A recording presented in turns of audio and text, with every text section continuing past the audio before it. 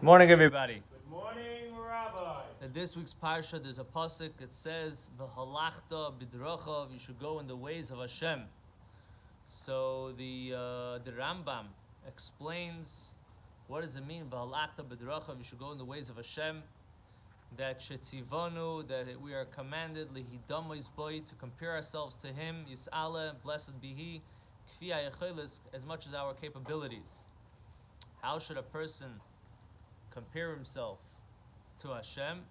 So the Rambam continues according to the quote of our sages, based on one of the pasuk, Ma HaKadosh Baruch Hu Nikra Chanun. Just like there are different expressions for Hashem, Hashem is considered someone that is passionate and caring. Af Ata Rachum and Chanun. So too you should be compassionate and caring, meaning to say that there are certain expressions and certain feelings that Hashem shows throughout different actions that He has taken, that you see in the parsha. For example, an Abraham Avinu was not feeling well after he did the bris. Hashem came to do Bikur Cholim. Hashem came to visit him. That is a act of kindness. There are some times that a person doesn't have what they eat, and Hashem gives the person food. That is considered an act of charity. So just like Hashem does it, so too we have to do it. So the question is asked, L'chayra, you have a mitzvah of v'ahavta l'recha kamoicha. What do we need an extra commandment for? When you already have a commandment to love your fellow Jew as yourself, meaning to self, you have to take care of the other person.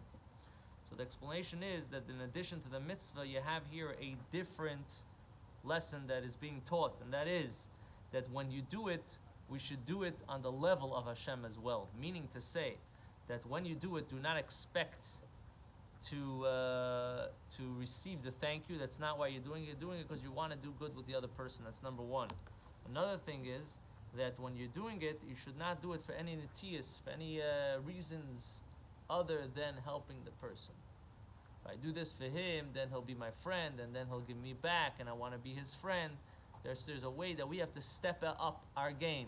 We have to do it on a much greater level. We have to do something because it is the right thing. And this is the way Hashem operates. Hashem doesn't take into consideration if the person is going to appreciate it or not appreciate it. If Hashem feels that it has to be done, He does it. So too with us, we have to also try to do it with the proper intention. And for sure it goes without saying, the idea of ego, that when you're doing it, you don't have to do it with ego. A person should try to do it with the most sensitivity and the level that you should be saying to yourself, I'm so lucky that I'm able to do it. It's not about that I have to feel good and I have to make the other person make sure that he knows that I feel good or he should make me feel good. But a person has to be able to do it. Now the question is, how do you do it? We're human. How are we expected to go in the ways of Hashem? And even on our levels, to live to the highest, raising the bar very high. So the explanation to that is because we have two elements that we're operating. We're operating from a body level, but we also have a soul. And from the soul, everything is pure, and everything is selfless, and everything is egoless. So therefore, a person has to try to tap in. Lihidamos, to compare ourselves to Hashem. The element that we have that we can actually compare ourselves to Hashem is through the neshama. So when we do something, we have to really try to tap into the neshama, and we should be able to live that life and see things from that perspective. Hashem should help. We should all be blessed, and all the yardsets and neshamas should have an aliyah. Ayin Ashiyah to be a good better. We should zeicha to the coming of Mashiach's kingdom. Amen.